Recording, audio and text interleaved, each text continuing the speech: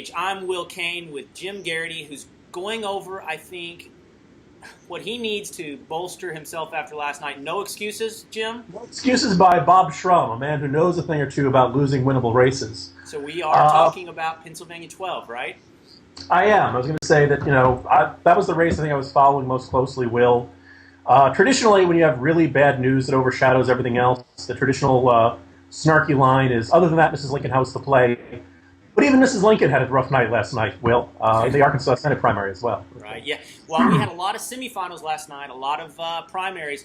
There was only one final, and in that final, in the Pennsylvania 12 congressional seat race to replace Jack Murtha, the Democrat, Mark Kritz, won fairly handily over the Republican candidate, Tim Burns. How big a disappointment is it? My sense was that, look, I was talking to Republicans who were watching this very closely yesterday, and their sense was their guy was doing pretty good. They couldn't guarantee a victory, but they felt like it would be at least close. It wasn't close. I'm looking at the preliminary numbers. I have a suspicion that the Republicans did not show up in the numbers that the Burns campaign and various folks in Washington were expecting, and that's troubling. And that really ought to be troubling. I'm hearing a lot of people say, Democratic turnout was heavily driven by the exciting primary between Specter and Sestak on their side. There's no drama on the Republican side, and that accounts for it. I think that accounts for some of it, but this is a margin in the neighborhood of, last I checked, 12,000 votes. Burns ran behind McCain in a whole lot of places. Mark Kritz ran ahead of Obama in a whole lot of places. This is just, even in the counties that Kritz was supposed to rack up lots of votes, he really didn't do it anywhere near the margin he needed to. That's interesting you're saying that, Jim. So obviously the turnout had a little bit to do with it, but you're saying, let's not over-index what turnout meant here. So let me ask you this. Do you think this means that Democrats don't have as much to fear as originally thought in these coming November midterm general elections? You're talking to the guy who made that original list of 99 vulnerable House Democrats. We're getting there, Jim. I want to ask you if your prediction's been revised. I want to see more based on this, but I think that perhaps there has been a bit of overconfidence on the Republican side. Really? I look at this and I think, well, all right, I want to know whether these are problems that are unique to Tim Burns and this district, which admittedly, demographically, it's a very conservative Democrat district, which means there are folks who have been voting for Murtha for lots of years. They're used to pulling the D lever. They're used to that. So I think what's really troubling, though, is that, Tim Burns did everything he could to tie Mark Kritz to Nancy Pelosi, to the Obama administration. Right. And the health care bill doesn't like, according to polling data.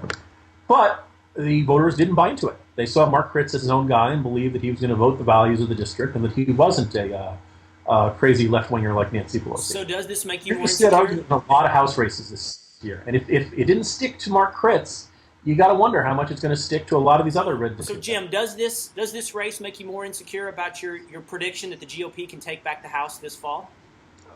What prediction, Will? I'm sorry, I don't remember that. Your message is breaking up a little bit. I'm going to roll it now. A little bit. And I think the lesson of this for a lot of campaigns is you can't count on the national wave. Voters in your district may not be self-motivating. You've really got to give them a reason to vote. And there's a lot of Tim Burns did everything he could to tie Mark Kritz to Nancy Pelosi and to the Obama administration. Well, the Obama administration and Nancy Pelosi's names weren't on the ballot.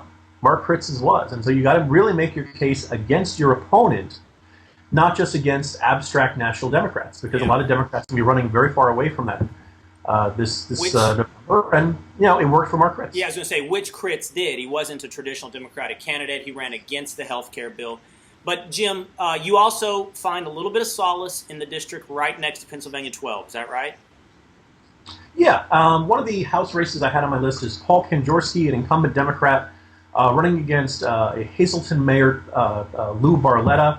Barletta ran in 2008 and overperformed, I guess you could say. It was a couple percentage points short, but seemed like a promising candidate. Kanjorski's had the clouds of scandal over him for a while. And Kanjorski, last I checked, just over 50% in a three-way Democratic primary. Now, he's the incumbent. He should win. He'll be back on the ballot again this fall. But kind of interesting. And they were not no names. They were other Democratic officials. But it seems like there's just a certain fatigue with the incumbent in that district. And if you ask me, Who else in Pennsylvania, am I looking at high on my list of likely to be joining Arlen Specter on the unemployment line in November? Kanjorski is high on that list. All right. Thanks, Jim. You guys can find Jim on nationalreview.com on the blog Campaign Spot. You can follow me on Twitter at Will Cain. Good to see you, Jim.